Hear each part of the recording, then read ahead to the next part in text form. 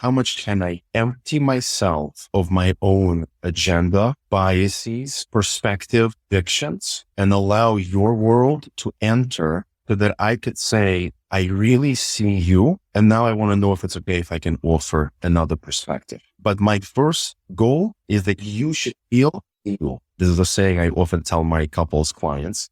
We don't see things as they are. We see things as we are. That bias of our personal sort of bias glasses we wear through which we obscure, redirect, cloud real clarity of what is happening in other person's world, the more time we could take to actually process ourselves, which is things like active listening, like really active listening. That's why tool number one in the Imago things is mirroring. Bedrock of Imago therapy is mirroring. And it almost might seem, what? I'm going to be a parrot to repeat somebody else's words. But what's interesting is we don't do it. As a society, there is no training, there's no value placed on, and I pause actually back to what I heard you say to make sure that we really have alignment or attunement to each other's reality. And there's only one way I can verify that. And it's not by saying to you, I hear you. Because the reality is I have no confirmation that what I believe I heard is actually what you intend. Can we really talk about anything and expect people to listen to understand when it's something so difficult for them to hear?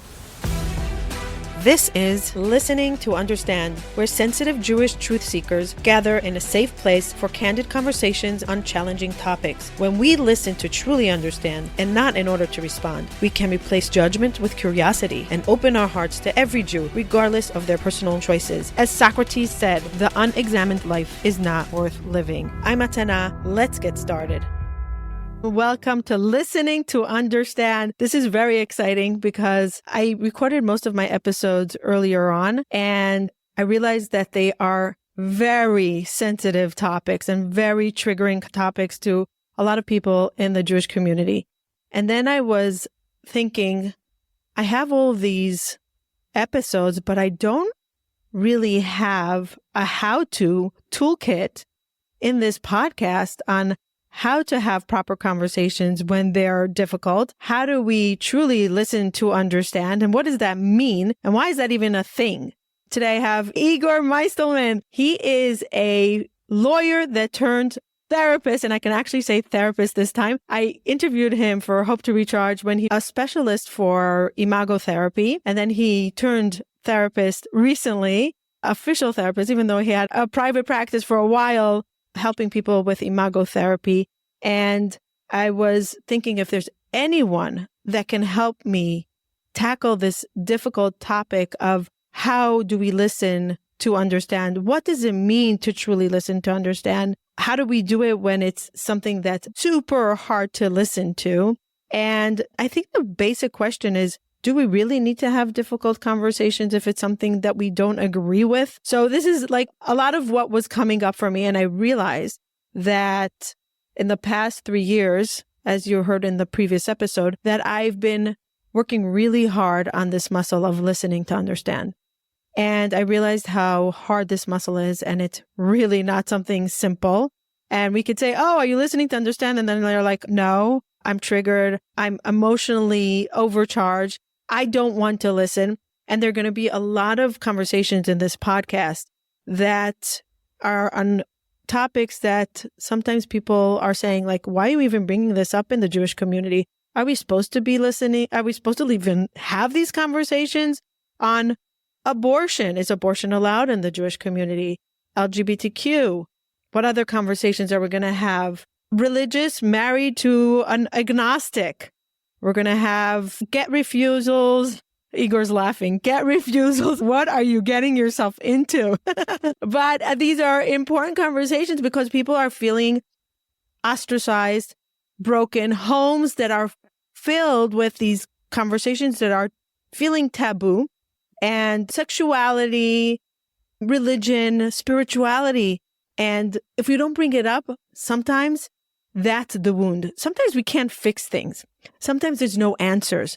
But very often, just speaking about it can bring some kind of healing and understanding. And I felt that it was important to tackle these conversations in the Jewish community so we can have a space to have these conversations and analyze them with people that know a little bit more than me. And maybe I can gain clarity. But I really was doing it because I need to practice listening to understand. And the other day I was practicing listening to understand. And we have an MO in our family ever since I started this goal of listening to understand. So my children or people challenge me and say, Mommy or Matana, are you listening to understand? Are you really listening to understand? And I say to them, I'm really trying to. And then I find that I'm really not. So I brought Igor in because I think that if there's anyone that can really explain to us how to do these conversations properly, let's start with our home, and then let's start with our friends, and let's start with communities. And the goal is to bridge these gaps in the places that they're there. And maybe if we remove the gaps, we can be a little bit closer. So Igor, thank you for joining me here. And I know that you said that I'm very courageous for bringing on this podcast, but we're going to tackle it one conversation at a time. Are you ready, Igor? Very much. Very much. This resonates. I just want to remind people, if they didn't listen to the interview on Hope to Recharge, if you're new to who we are. So Igor grew up non-religious, and then he became religious in his late teenage years, or was it 18, 19? Graduate school, 23 years old. Oh, 23. Okay. And he went under this journey of finding his spirituality, finding his relationship with God. And he realized after being a lawyer for so long that there's a dialogue missing in families. So let's break it down, Igor. What are we missing in when we say listening to understand? Everybody says, I'm listening. Do you hear me? Do you listen? What is the true definition of listening? Part of the challenge of answering your question is that I have to slice through a lot of very important background in order to offer what might look like an answer. And I think in some way what's going to be here in our dialogue is if we're going to listen to understand, then we also need to fill in some context so that the listening and understanding could really take place. If you just want to cut to the chase and then I'll reverse engineer, this is the way I would define it. How much can I empty myself of my own agenda, biases, perspective, fictions, and allow your world to enter so that I could say, I really see you.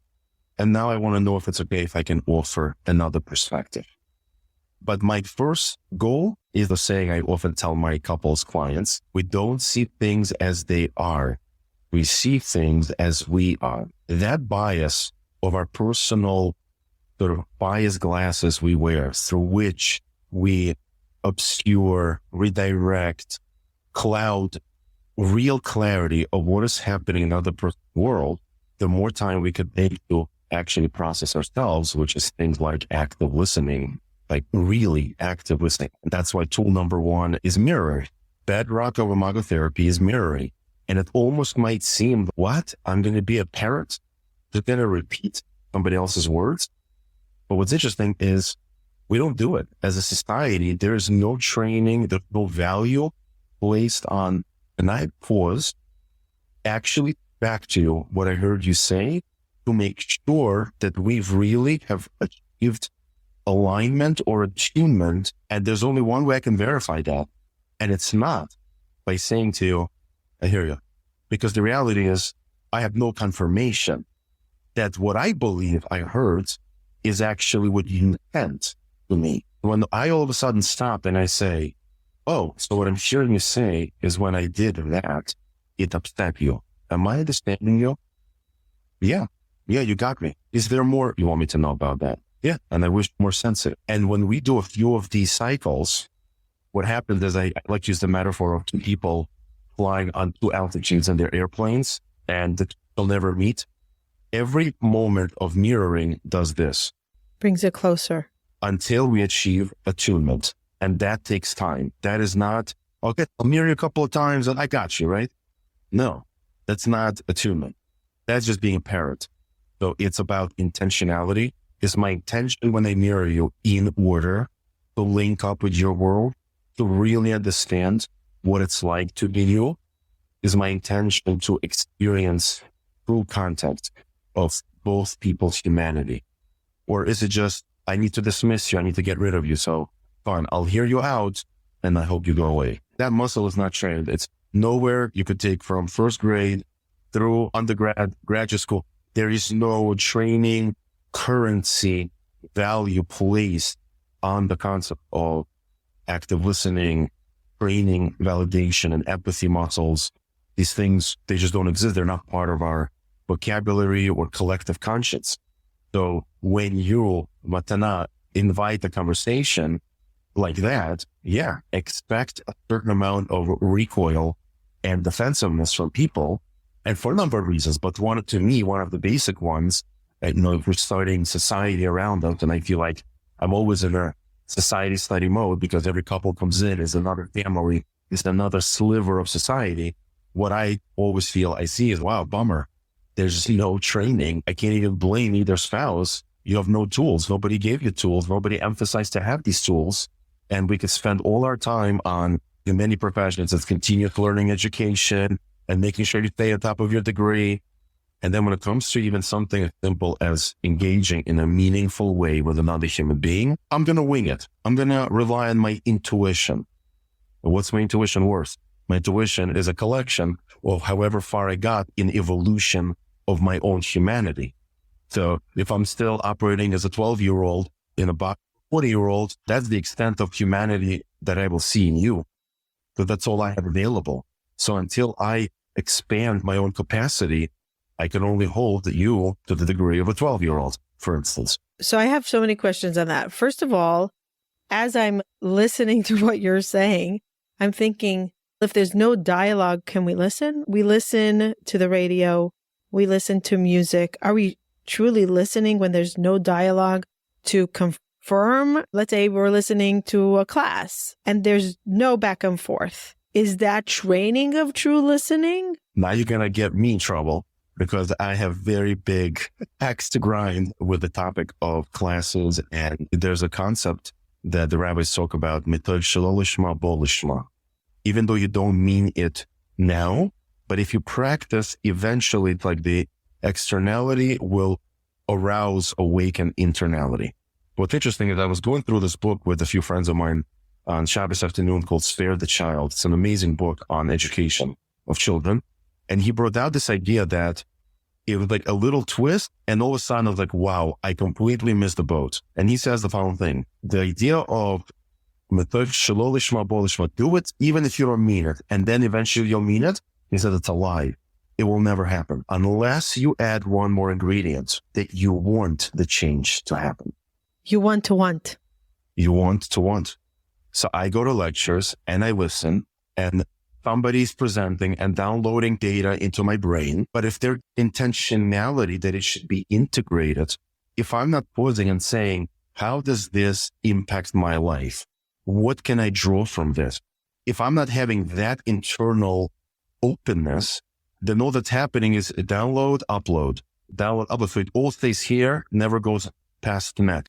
And if at best, and at worst, enters 1 year, comes out the other year. Because I never entered into that experience with the intention, I want this experience to transform me, to be present for whatever reason, check a box off, or I thought it was an interesting presentation, but it's not because I actually want to be transformed through the experience. So you need the intention combined with the activity. If it's just the activity, then it's just a shell. I can repeatedly do it many times. That way somebody could serve in the army 3-5 years. These like famous stories. I grew up in Soviet Union. It's like they serve in the army for 3 years. They come back and a person just becomes a bum loser. We're like growing up, it was like a cultural thing to talk about how ones were just destroyed by the army service, even though there was a regiment and you wore a uniform and everything fell apart. I want to just confirm what you said, because I once interviewed a psychiatrist, and her name was Jenna, and she was talking about affirmations. She said exactly what you're saying.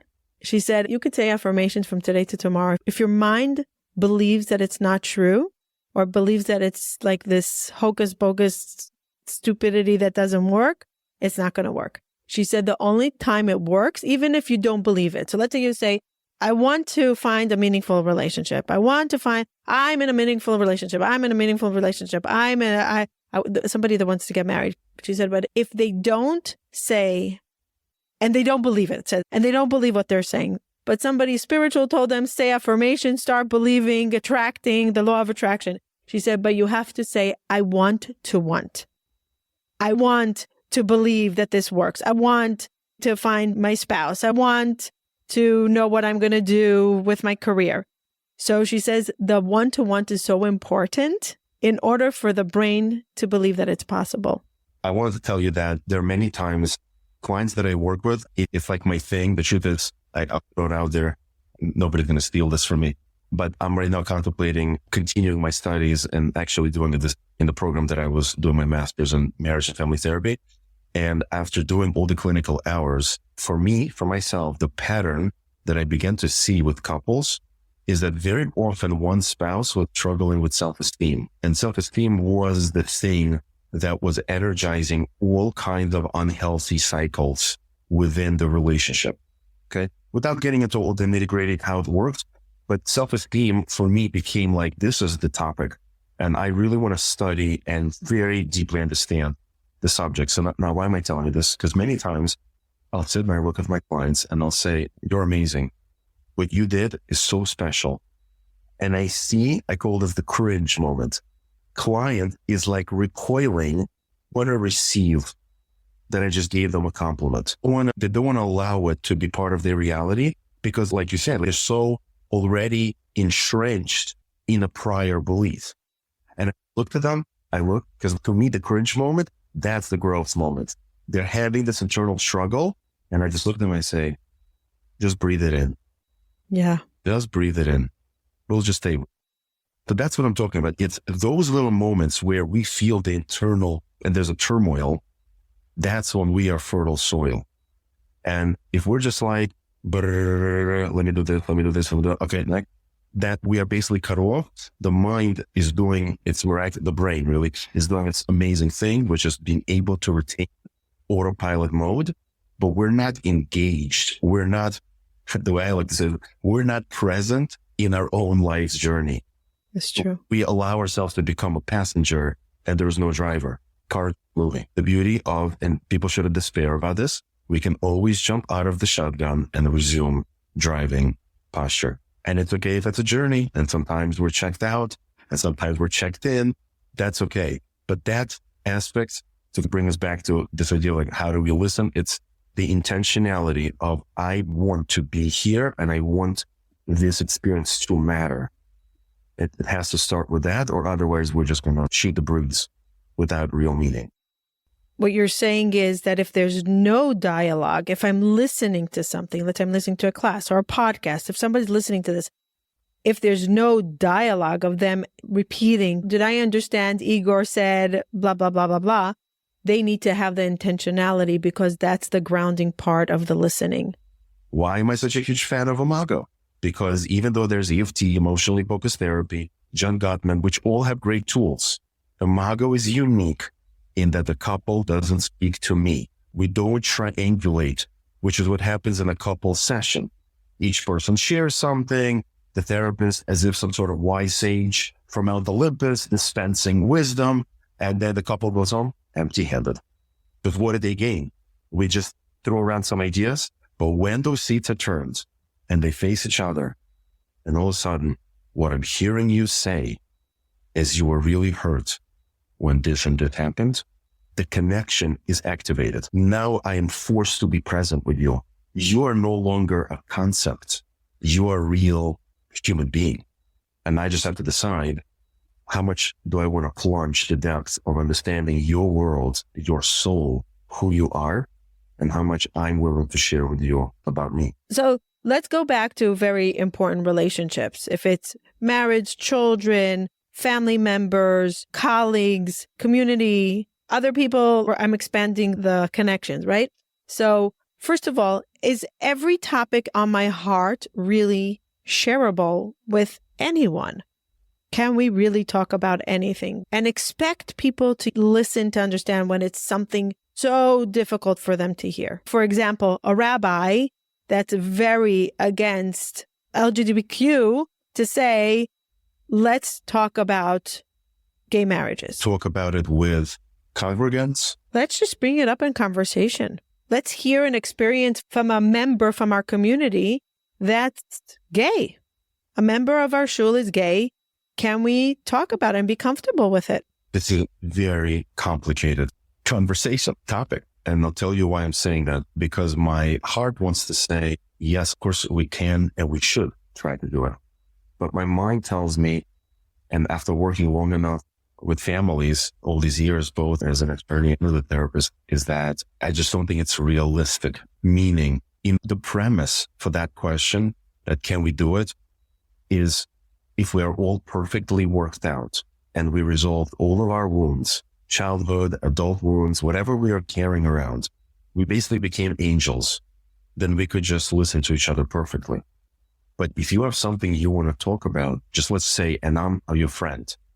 So the tension that's going to come up is, but there are two people here. So just like you may have a need or desire to talk about something, I may need not to hear or be exposed to different things. To not even hear? Yeah, for sure. To not even hear. Look, I'll give you an extreme example. Let's say a boy in his mid-20s struggling with, this comes up all the time.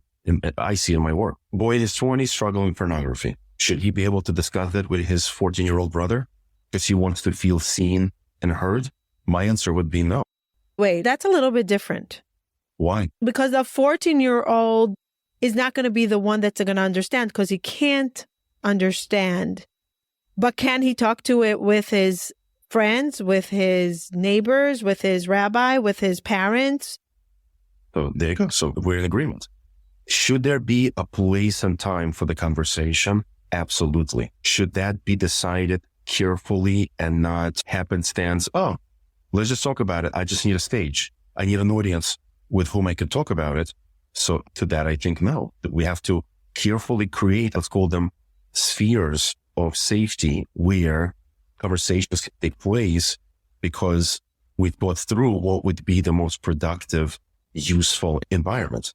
I'm assuming you don't mean, can we promote an environment where everything goes?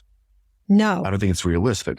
I'm not saying that. But it will get upset. It will just detonate before it even starts. We construct in the right way, then yes. As far as I'm concerned, you name a topic, I'm always going to say it has a place in Torah. The only question is, can we create a proper, responsible way for that topic to exist? So if you tell me, Igor, what do you think about a rabbi who says, absolutely not on my watch, over my dead body, this topic is never going to be discussed. So as a therapist, first thing I'm going to say is, I wonder what wounds he lives with. Exactly. As a fellow human being, a fellow Jew, I'm going to say, wow, I hear you. It's so sad that you feel like this is the only position you can take. And keep in mind that everybody has their own, I think also spins here as to how their faith informs them. I come from tradition where my rabbis taught me we never hate another person or criticize or judge them. There are things that Torah says is not okay or okay, and that refers to their actions. But every person is entitled, deserves to be seen, to be appreciated, to be acknowledged, and to be seen for their struggles, and not to be judged and to be, let's tuck them away and let's pretend they don't exist. They're an inconvenient existence. So let's just remove them. So you're saying it comes to who it is, when it is, and how it's done. Yes. Yeah. That's what it is. Who are we talking to? When are we talking to them? And how are we having the dialogue? And what I'm understanding for you is that we want to aim for a world that people are willing to listen, even if we don't agree. The goal of this podcast is not to get everybody to agree on everything, because that's impossible. And it's not even an ideal situation. I remember Dr. DeMartini says, we don't want everybody to be the same because then the world won't be balanced. We need the differences because that's what balances the world, right? The different beliefs, different strengths, different existence. How do we coexist with different beliefs and not be threatened by it and not say the fact that you exist in a different way? And I always take this as an example that people can relate to because it's not so triggering. Like somebody is vegan and somebody loves meat. And if the person that's vegan is vegan because it's a moral decision for them, Do not kill animals. We should not eat animals. We should not torture them. We should not slaughter them. Let them live. Don't enjoy an animal by eating them. And the other person that loves meat, it's God created meat. I want to eat it. They even gave us rules of how to kill the animals. Let's go and have fun. It can be very emotionally charged, these conversations. I remember with COVID, the masking and not masking, the vaccine, not vaccine. And it was anguish. You couldn't even have a conversation. Homes were falling apart if there were two beliefs in a home, or relationships, communities, right? Terrible. Let's go back to the COVID example. Can we really have conversations about vaccine, no vaccine, mask, no mask, the social distances, with not personalizing it to a degree that you are a person that I cannot associate with? So let's say with a COVID example, people are going to say, yeah, but they came into my house and they gave me COVID. Fine. I'm saying somebody lives in Australia. I live in Israel. No one was able to leave Australia in the time. Can we have a conversation on the phone on the topic of what we believe? I'm going to say that's a good point, because obviously there's practical consequences, right? I sincerely believe that if somebody's COVID, I'm coming to my as if they are an attempted murderer, right? They're literally kill me, so I can take practical precautions and say, no, you cannot walk into my house. But that's boundaries. Correct. That's right. That's just a practical aspect of it. But you're right. Once you turn it into, but wait, we were on the phone across the globe and we still can't have a conversation. Yeah, I think that's a problem. And again, this is why I made that reference. So if we're inviting beings to attempt to be angels, which is, if I want to go on a lifetime mission of self-discovery, self-reclaiming, deeper understanding of what makes me tick, how I operate, because that's what it will take. Because just like when you give me the example of this, I got upset when you tell me that you're anti-vax. I still have to ask myself a question, which most people are not going to ask. Why am I getting so upset? Therapists can say, do you ever think about, fine, you could hate your neighbor, they're irresponsible, you wish they disappeared, they sold their house and moved away. Great. But did you ever ask yourself, why are you so upset about it? Like, why wasn't it just an intellectual decision? And you're like, that's it. But it makes me so angry. What makes you so angry? What exactly is it that somebody is irresponsible with their own life, irresponsible towards other people's lives? Okay. Where did you learn from, or do you have memories of what it was like for you to see irresponsible people? All of a sudden, a whole new world begins to open up. Oh, I have things that I learned along the journey of my own life. A lot of it is lodged into the subconscious, so I'm not aware of it. I don't think about it. That now informs the way I react, respond to various situations. And so if you ask me why you're getting angry, I can't even answer that. All I can say to you is, what do you mean? This is something that is upsetting. But why is it upsetting you? It's upsetting. That's literally how people communicate.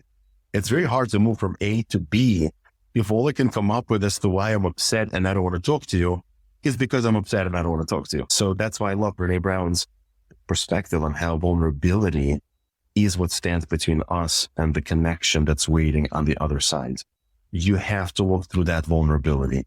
Real connection is only when I say, instead of me being angry that you took the position you took, I'm willing to be vulnerable. And somebody in my family got very sick and I have all these fears about the disease. And this is where I want to bring a little bit of real, I want to say biochemistry into the conversation, is understanding this very important distinction between sympathetic nervous system and parasympathetic nervous system.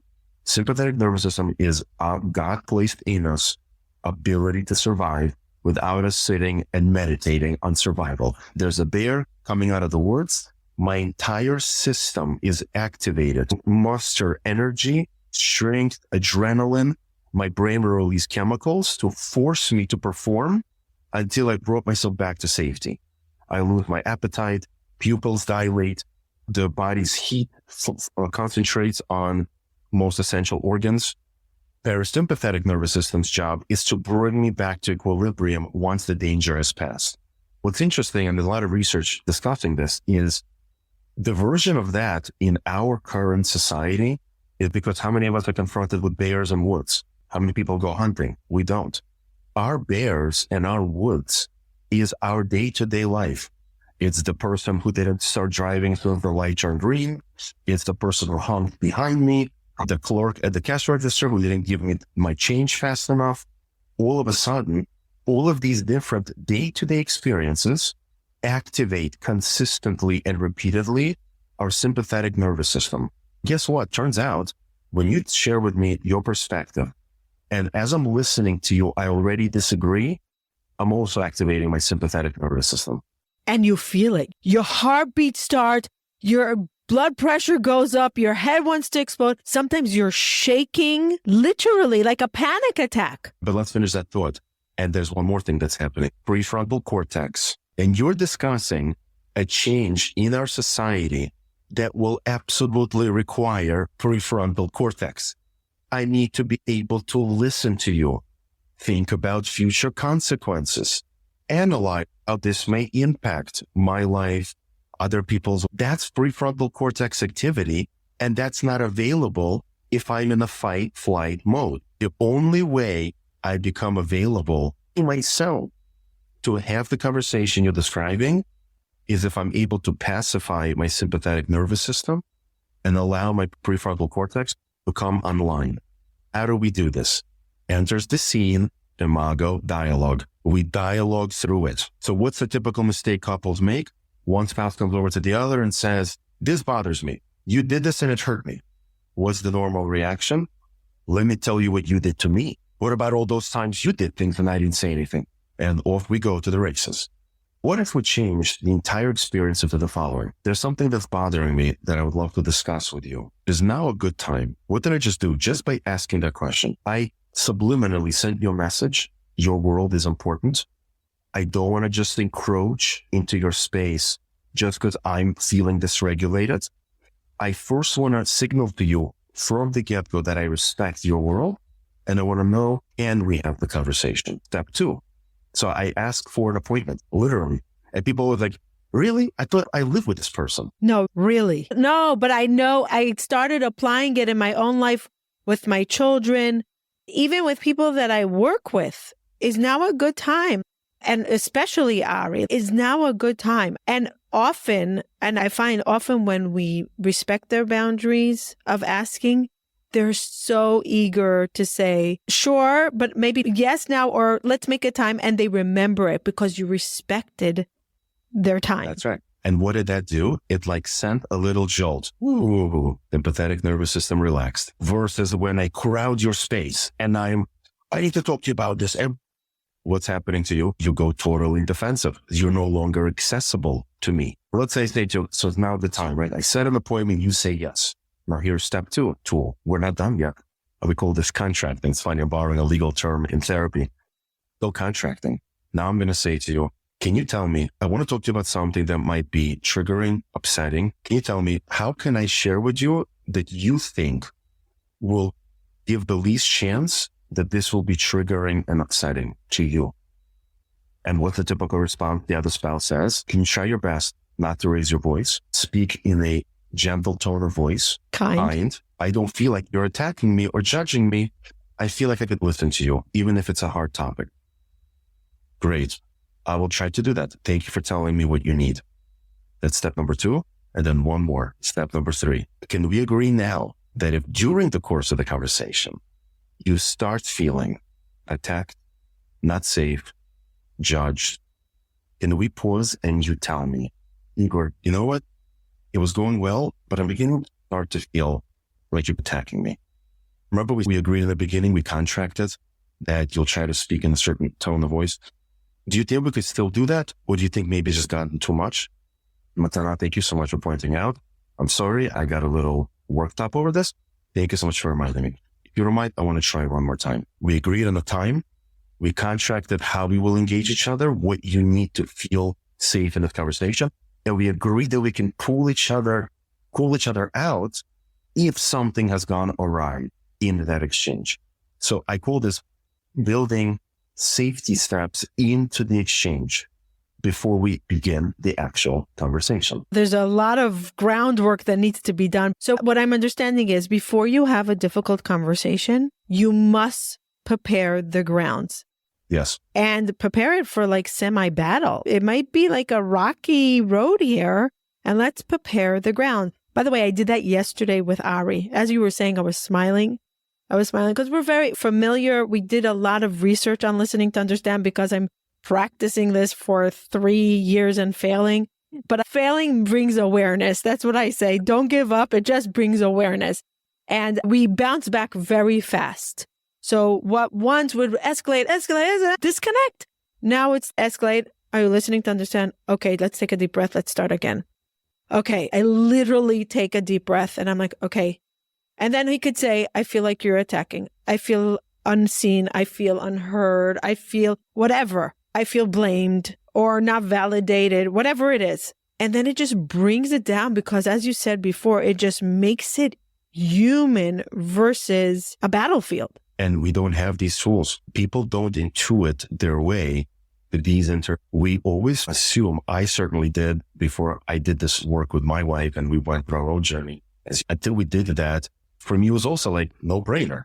There's my wife. She's across the room. Oh, there's screaming child and the supper's not ready. And yeah, but she's there. Obviously, she's available for conversation, right? Why wouldn't she be? Not only that, I'll be upset or offended that she wasn't willing to listen to me. And whenever pause to be like, wait, that's another human being.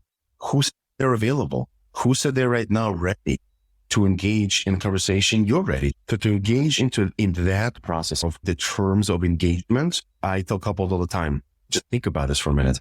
Look at the dance you guys do now. You start conversations, things blow up, and then you have to come to me for 3 sessions to heal the ruptures that result from that.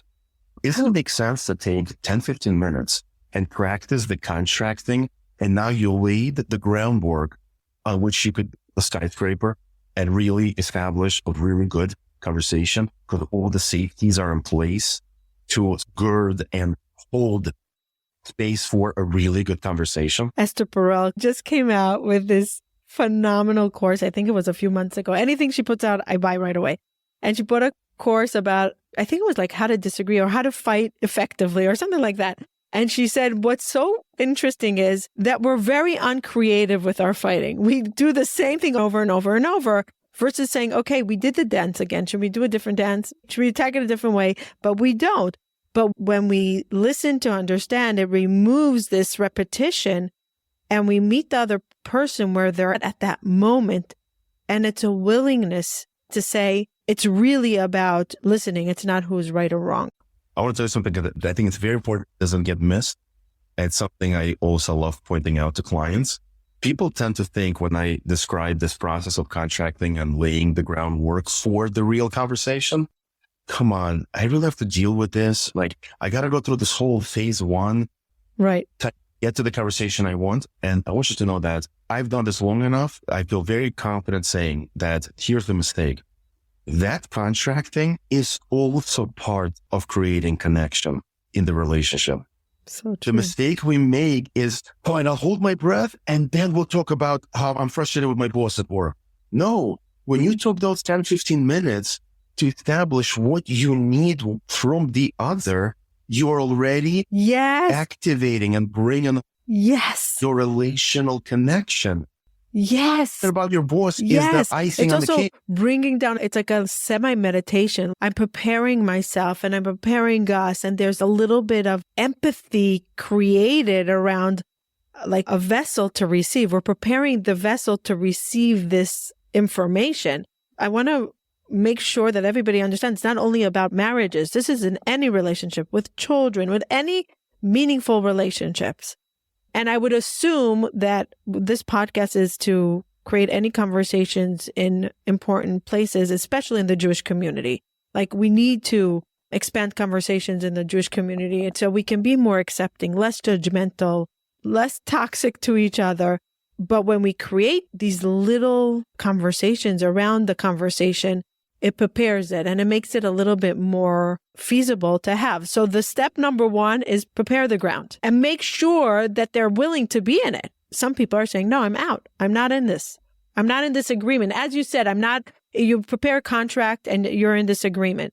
So before you listen to this podcast, ask yourself, are you willing to come into this agreement of being willing to learn about listening to understand in order to cultivate more softness in the Jewish community? Are we willing? And if not, this is not your podcast.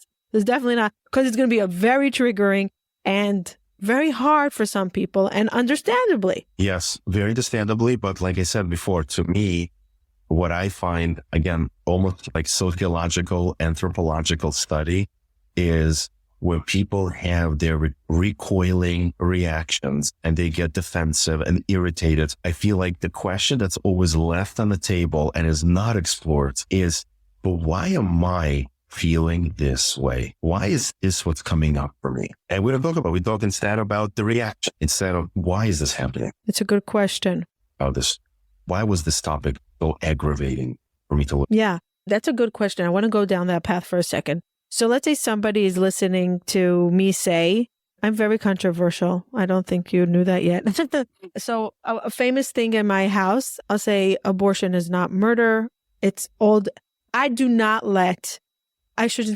cannot tolerate, and maybe this is also not, I don't listen to understand properly, but when people say abortion is murder, I literally shut down. And I realize, okay, the person that's saying that obviously doesn't understand a lot about human dynamics and is quick to judge or quick to say or uneducated on this topic enough to say that abortion is murder. And I'll say maybe some are, but I don't want an absolute. Anything that's absolute, I'm not willing to tolerate when it comes to this sensitive topic. If somebody has that conversation, it's somebody like me, what happens? If I'm not willing to hear some kid from a yeshiva, like a bachar, saying every abortion is murder, how do I enter this conversation? How do I actually enter it to start listening to him? And he'll say, but it's the Torah. It says in the Torah, the Talmud, look, here's in the Gemara and the this and the that. And I'm like, okay, I don't even know how to battle that because I don't know enough information.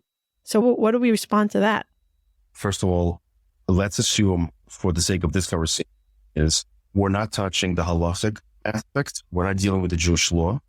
And I'm even going to add, we're not touching some of the hashkafic aspects, the philosophy of what the Jewish position is.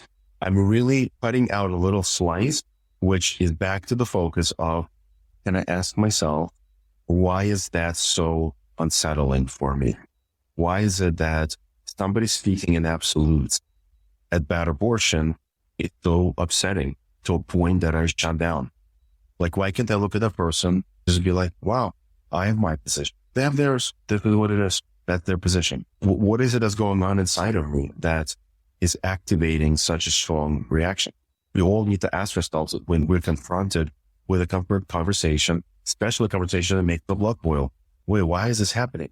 And that's why one of the things I really enjoyed about my own journey towards becoming a therapist is we have this concept called self of the therapist, where part of what therapists are supposed to do is go to supervision, speak to somebody and say, sitting with this couple and the wife is just getting on my nerves. The husband is driving me crazy.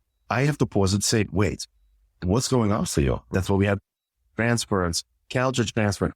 Wait, what's going on? So you're sitting with this buffer at your Shabbos table and he's feeling absolute portion and your blood is boiling. You could ask yourself, what's my calendar transference? Why am I right now so incapable of allowing that to exist? Why is it my world feels the need? Shut this down at all costs. Don't allow this perspective to exist. Because if it persists, what will happen to the world around me? I'm not mining within my own space. We are trained in the Western world to be very adversarial. So all the focus is on how do I shut down the other person. Very little focus is how do I discover more about myself? Let's say I discover that anything that has to do with pregnancies or anything like that is very sensitive to me because I had my own journey with pregnancies and not with abortion, but with pregnancies in general. And I know that it's hard for me. Should I not enter those conversations? Should I avoid them? It depends. There's the reason why we have a concept called processing. If you feel that you could be driving on the highway and you see billboards on the topic, because you're driving through, I don't know, ultra-conservative states, wherever you are, and all of a sudden it says, people have, the abortions go to hell, and your allergic reaction sets you off. I would say from perspective of just your own inner journey to say, wow, that was interesting. That was a really strong reaction for billboards. Maybe I should revisit that topic. Maybe with a friend or a therapist. What's coming up for me? Why was there such strong reactions? Why did I get so dysregulated over that? So I think there's always room to look in and say, how much is this interfere with my ability to live? How tolerant I am of other people? Look, here's an interesting concept, right? From, let's say, a Jewish perspective, at least people who subscribe to this approach, there's a mitzvah of loving a fellow Jew. If you're walking around and hating another Jew because he's gay or she's gay, or because, I don't know, they did an abortion, but pick an Avera. The Tanya has incredible discussions because how do we conceptualize a Jewish neshama and versus the actions of that person? And if a person finds themselves, I don't know, the moment they hear something I disagree with, just forget it. I need to get rid of you, shut you down. It's worthwhile to pause and say, that's a mitzvah in the Torah also. You're supposed to love that person. If you walk around secretly with resentment or hatred, God forbid, towards another person, there's actual consequences for that. Just like you're keeping Shabbos and eating kosher, why aren't you supposed to asking yourself, I'm hating another Jew right now. That's an Avera too. Why am I spending time and saying, how do I process if I could properly fulfill that mitzvah? So it's not so simple. It's not. Why would deep things be simple? That's what makes them deep. Should we encourage people to have difficult conversations? Because it seems like they need to go to get a PhD on listening and empathy and kindness and preparing the ground. It sounds like literally invading Gaza. Let's prepare the ground for a battlefield. And people might say, I actually don't want to hear about abortion. I don't want to hear about things that are irrelevant to me, and I don't want to agree with it. So, c'est la vie, I'm out. If somebody doesn't want to hear, that's first rule of safety, right? Is now a good time? No, now is not a good time. And you know what? It's never a good time. It's that person that's not you can do. That's a dead end. But if somebody says, look, I'm open to having a conversation, but I'm very concerned. I'll be attacked for my views. I'll be criticized. You don't really want to hear me. You're just using it as a pretense, but you're going to attack me when you disagree. Great. I'm glad you're bringing all this up. Let's have that contracting conversation. I really appreciate you telling me that you feel like it's not so safe for you to be in this conversation right now.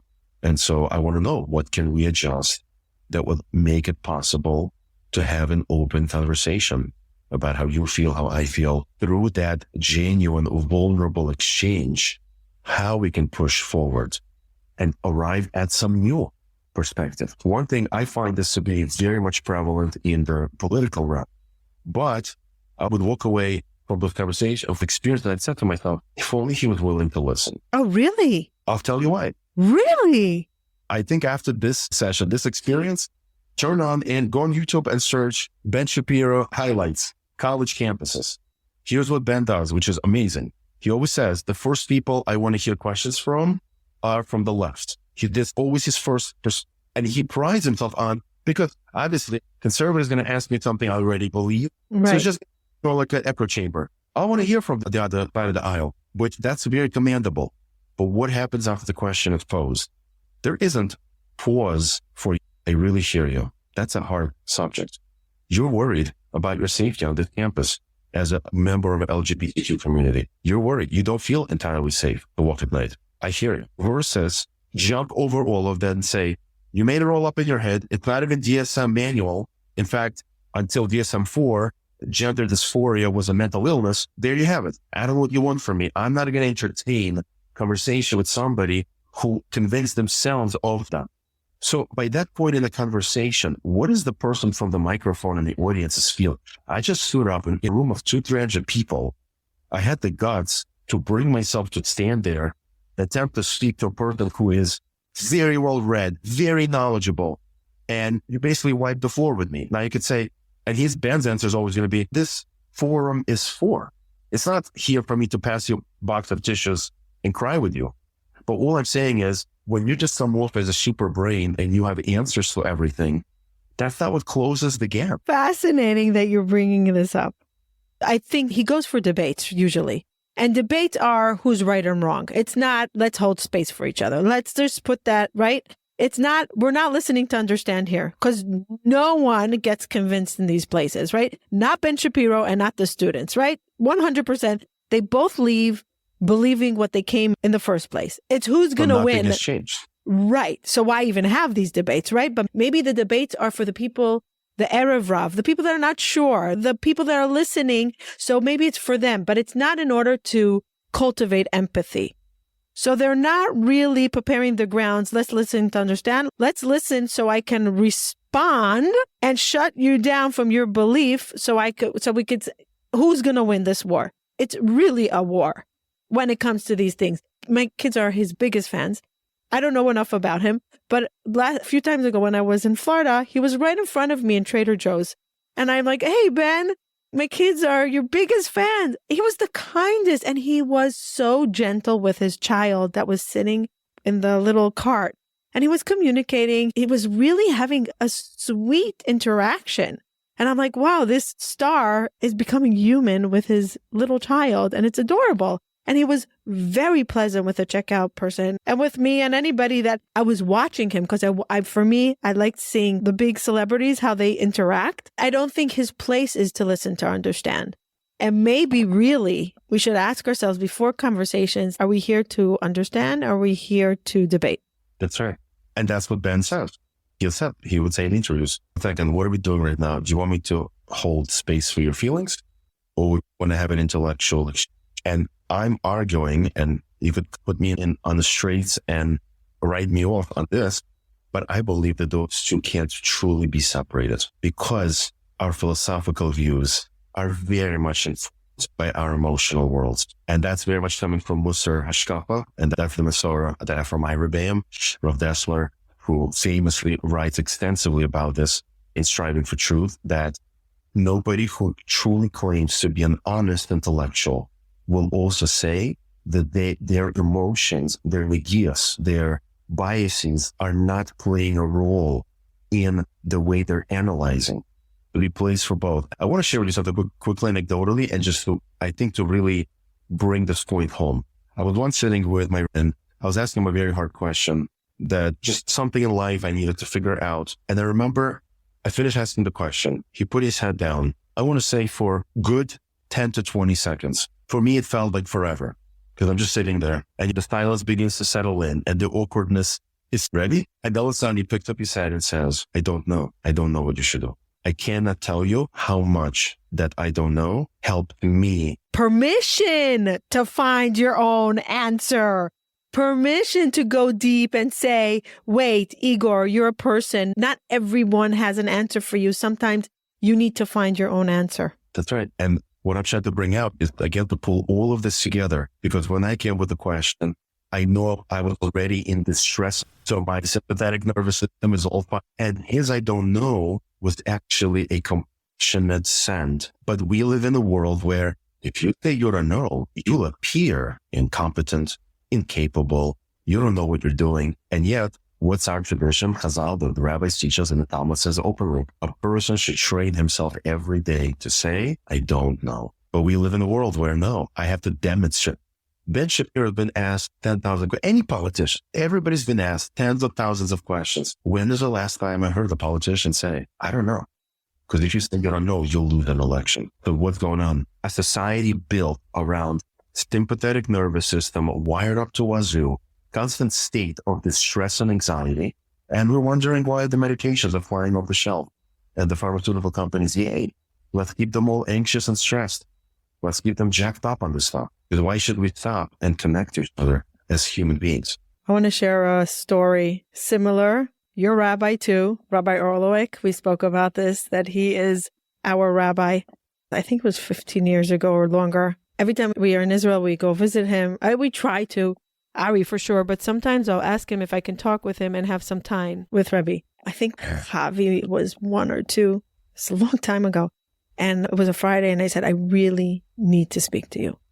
I don't even remember what the topic was about, but I remember that I needed to go before Shabbos. I'm going to ask Ari if he remembers. Rabbi Luke said, when you need to talk to me, come. For some reason, he has a warm spot for Ari. And so I came and he's in his office and I start crying and crying. He kept on saying, I hear And he hands me a tissue and he closes his eyes and says, I don't have what to say, but I'll sit here and cry with you because sometimes there's no answers. And part of me thought I want clarity, but I felt such warmth and a humble feeling of I'm not alone. I hear you. I want to very quickly grab this last part and not lose it. What you just said, that's gold. I'm not alone. Isn't it true? If we really think about it, a lot of the controversial questions, that's what I found in conversation with people. That's really the question behind the question. Yes. I feel alone in this. Yes. And I wish somebody was with me through this. Yes. And the pain of feeling alone sometimes is greater than the actual pain. And the reason, and I'm so happy you brought this up because we're going to wrap it up on this, because I think that the whole reason why I started listening to understand is for people to be able to share their stories that are very uncomfortable or share insights or bring up difficult conversations so other people don't feel alone. Even if people don't understand really what it's like or they don't agree, but just having the conversation makes them feel not alone, not ostracized, and holding space. And that's why when we talk about something, even though the situation didn't change, why do therapists get paid so much? Because sometimes just talking about it is already part of the healing. Somebody else is holding space for my pain. That's right. So maybe the goal of this podcast, and it's not easy, and you have to prepare the grounds, and you have to really work this muscle. And it has to be two or many in the relationship. It's not one. But maybe it's really about saying, okay, even if I don't agree, at least I'll hold space for a different Jew or a different human. And I'll try to listen even if I disagree and even if it's hard. Because v'ahavta l'recha kamocha is really that, right? It's not just that. There's another dimension, which is it's also a godly attribute. That's one of the 13 meters of Hashem. Is unconditional love, mess ourselves up, mess up our world, mess up people around us. I share this all the time with people. Moshe Cardavera so beautifully in Tomer Dvorah, when he analyzes the 13 midos of mercy, the 13 attributes of Hashem, that first quality that he says, think about this. While a person is committing an avera, a sin, a violation of God's will, the person is having energy to do that. Where's the person getting energy from? It's from Hashem. Because Hashem is involved in we believe Hashem is involved in the world every second. So now think about this. Hashem is giving me energy to violate his will. What is more unconditional love than that? He's holding us through our own process of hurting ourselves, others, going against him. And he's giving the energy for us. And all that Hashem says is, I have one request. I want you to walk in my ways. I want you to be like me.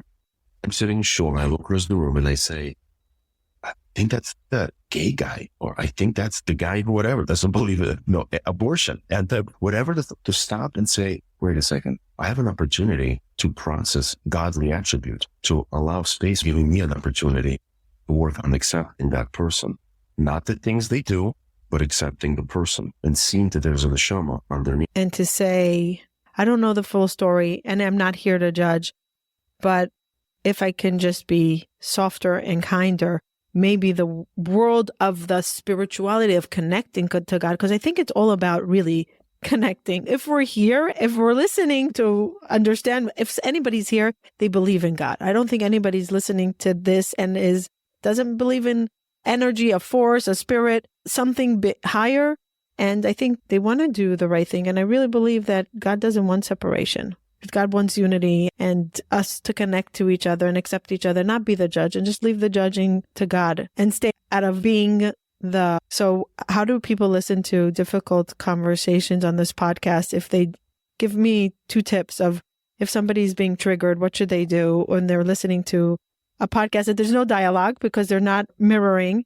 How do they listen to something that's hard when they don't say but and no one's responding to their but? I think I want to answer you trying to speak just in first person. And I'd like to retain calm humility and say, I also don't know. But here's what I will say. When I am sitting and I'm listening to Matana and her guests, and I'm hearing something that activates and something is triggering, something is upsetting, I would like to think that I'll sit down, take out a piece of paper and pen, write it down, and I'll say to myself, after I'm done listening and I'll hear the perspectives and insights and people's felt experiences and their life journeys, I want to sit down and like really chew on this question of what about that person was either triggering for me, upsetting me, irritating me?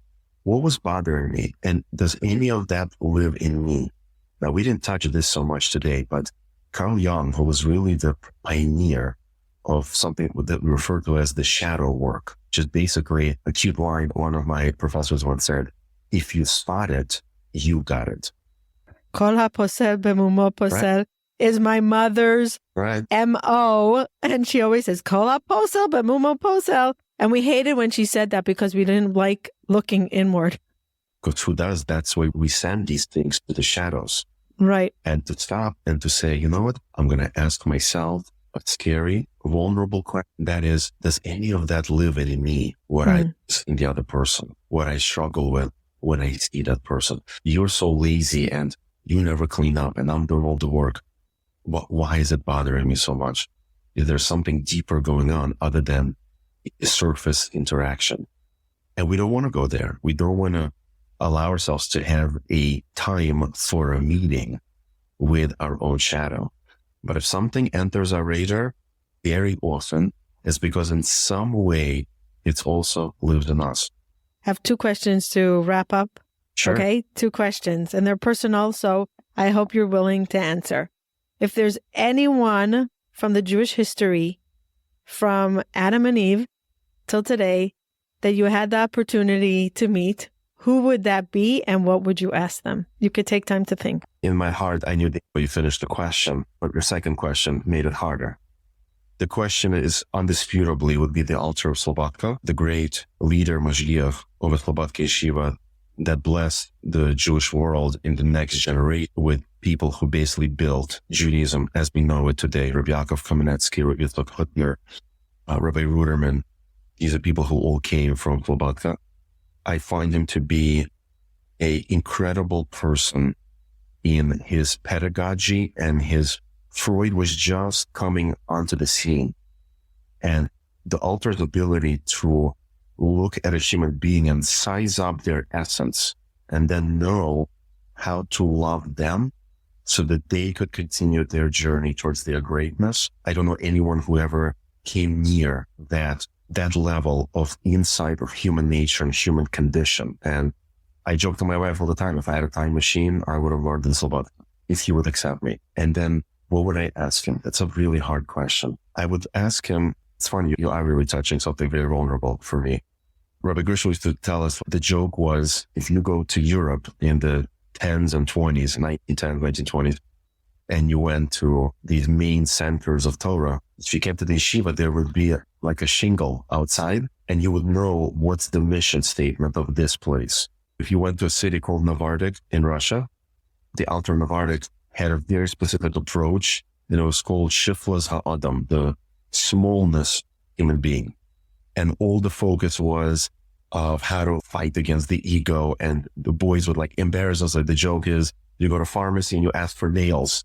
Because the whole idea was like, you don't exist. You're only here to serve Hashem. If you came to Slobodka, the slogan on the wall was, Godless Ha'adam, greatness of a human being. What I really would want to ask him is, how do I hold on to that? Because I believe in it so wholeheartedly that we're all capable of amazing things. How can I hold on to it during the dark moments in my own journeys? During the dark moments, like how to elevate yourself and feel that you're great when you don't feel great. I thought you would say while staying humble. But I guess that's a bigger question. Like, how do I really infuse my self-esteem and my greatness when things are not working out and I don't feel the greatness that I want to be? Great question. Thank you. And that was the first question, which is a 2-part. What mitzvah, what commandment or piece of the Torah do you have a hard time relating to or observing? If you don't have any, kol hakavod, admire you. Hating or resenting another Jew in my heart, I find that has definitely been a long struggle, meaning there's a part of me that part of why I became religious is I cherish truth so much. Truth is something very important, an integral part of me. At the same time, I also have naturally a part of me that could be very harsh with people. If I feel they're not pushing themselves enough or they're not progressing, I can be very judgmental. And I'm not that I go and argue with people, but I feel it inside.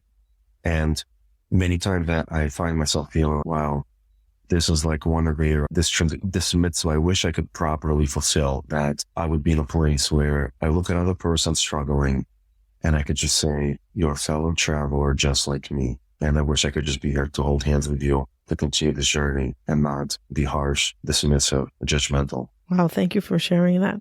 Wow, it really brings that back home. Where can people reach you? There's a website, relationshipreimagined.com. And there's a contact link there. Igor, thank you for your time, for your education, Sure. for always trying to elevate us and to have meaningful conversations, more connection, and truly living a more meaningful, I think it's meaningful life with our relationships. Yeah. Thank you for having me. Thank you. Thank you for listening to Understand. We hope you enjoyed today's episode.